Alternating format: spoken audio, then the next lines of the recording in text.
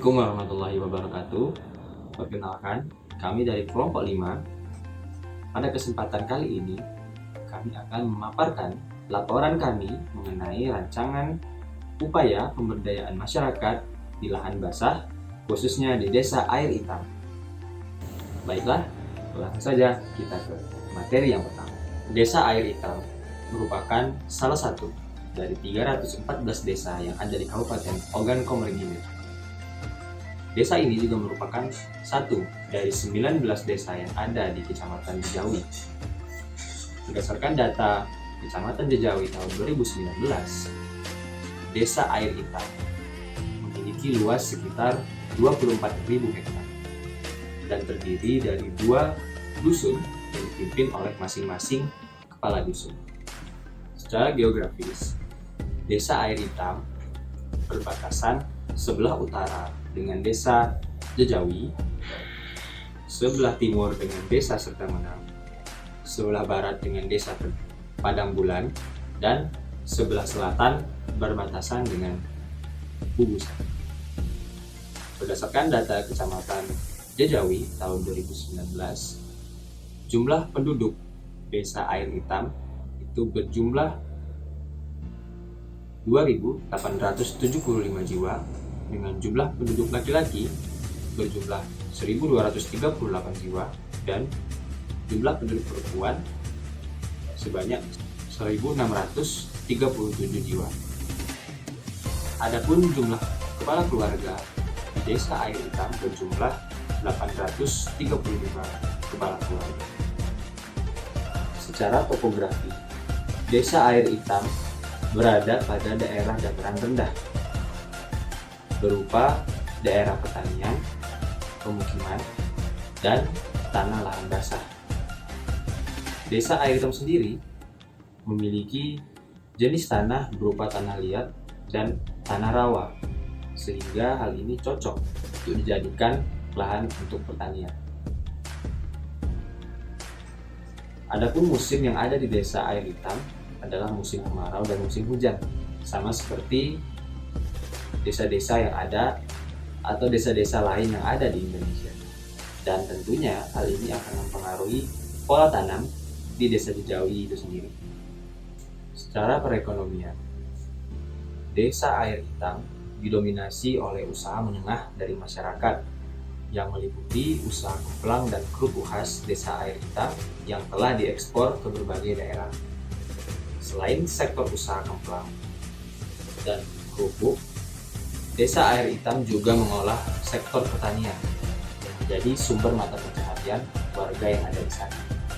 Adapun rincian mata pencaharian Desa Air Hitam berdasarkan data Kecamatan Jejawi tahun 2019 adalah sebagai berikut.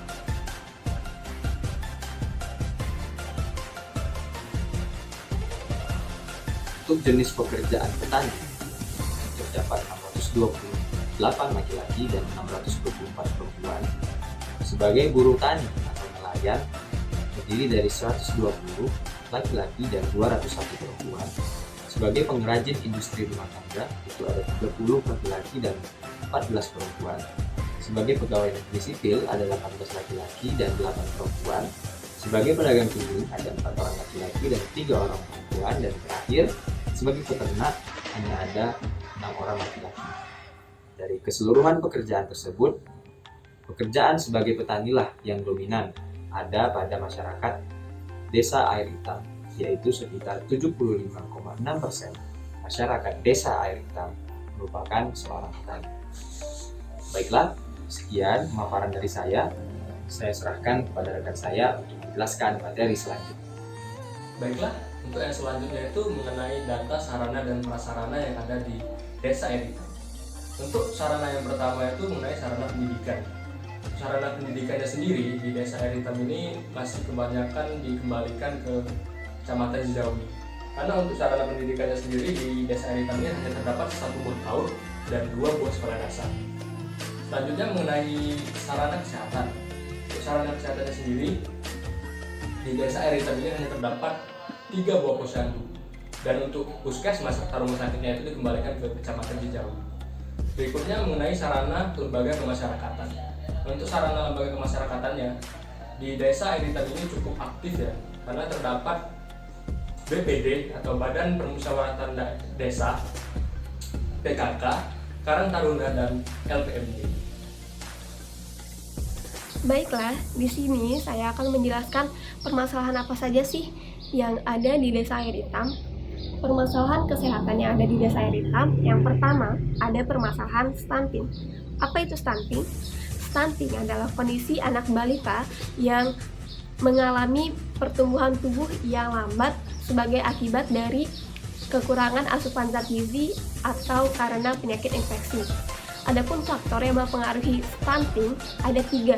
Yang pertama ada berat badan lahir, yang kedua ada pemberian ASI yang tidak eksklusif, dan yang ketiga ada pemberian makanan pendamping ASI yang tidak optimal. Dampak stunting dibedakan menjadi 2. Ada dampak jangka panjang dan dampak jangka pendek. Untuk dampak jangka panjang dibedakan menjadi 3 dampak. Yang pertama ada menurunnya kognitif dan prestasi belajar. Yang kedua ada menurunnya kekebalan tubuh, dan yang terakhir ada resiko tinggi untuk munculnya penyakit diabetes, stroke, obesitas, jantung, kanker, dan penyakit lainnya.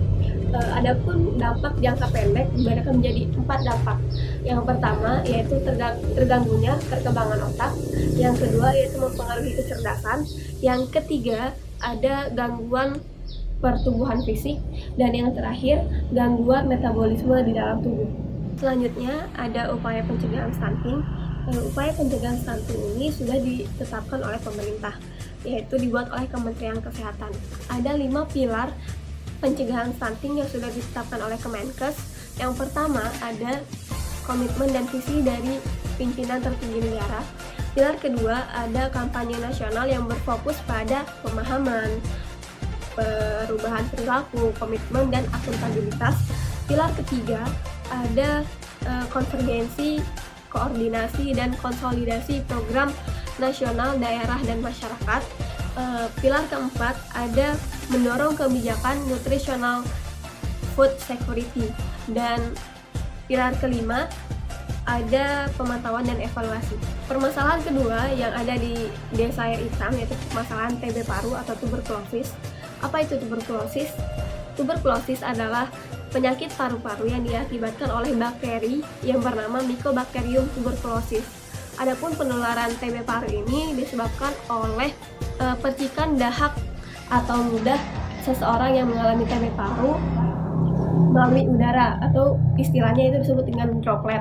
Adapun gejala umum dari TB paru yaitu yang pertama ada batuk yang terus-menerus selama 3 minggu yang disertai dengan darah, dan yang kedua ada demam yang tidak terlalu tinggi namun berlangsung dengan dalam jangka waktu yang lama.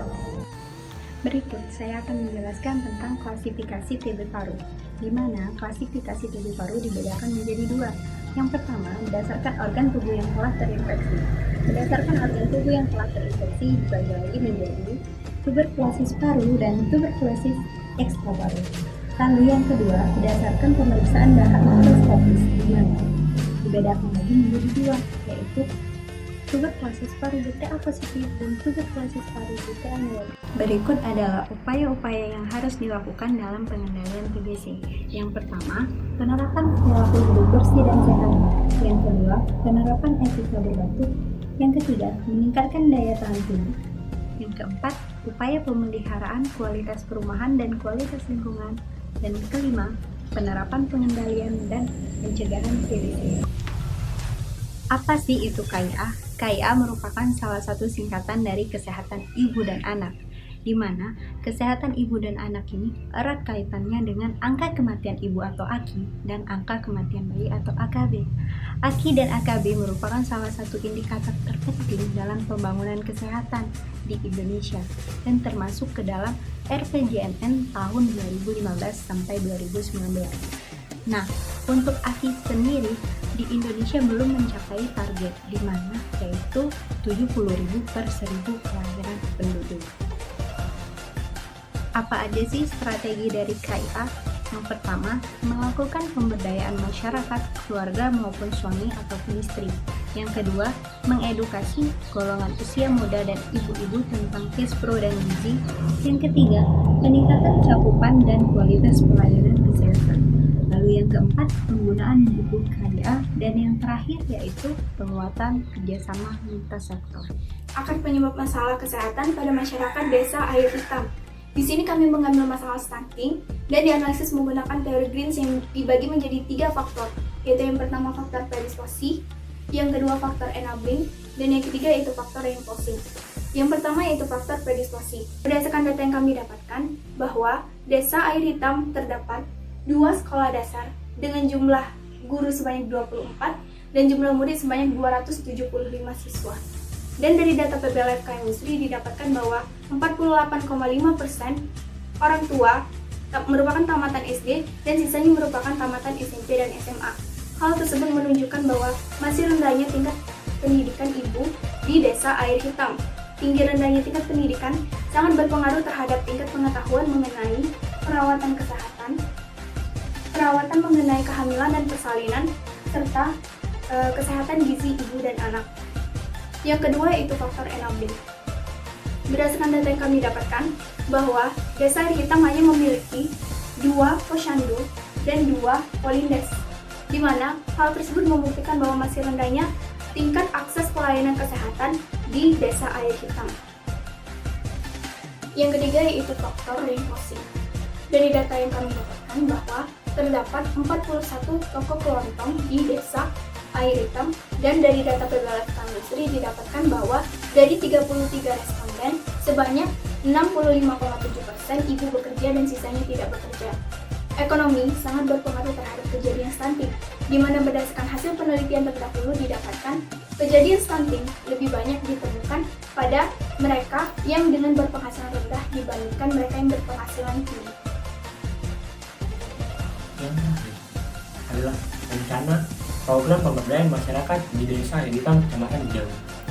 Program ini kami beri nama SMOGO, Stunting Must Go and Get Glow.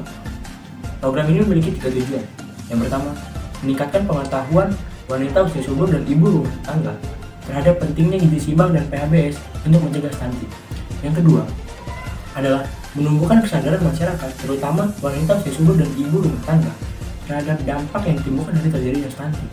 Yang ketiga, mampu menciptakan masyarakat yang sadar akan pentingnya gizi seimbang dan PHBS. Sasaran program ini adalah wanita usia subur dan juga ibu rumah tangga di Desa Air Hitam, Kecamatan Dijau.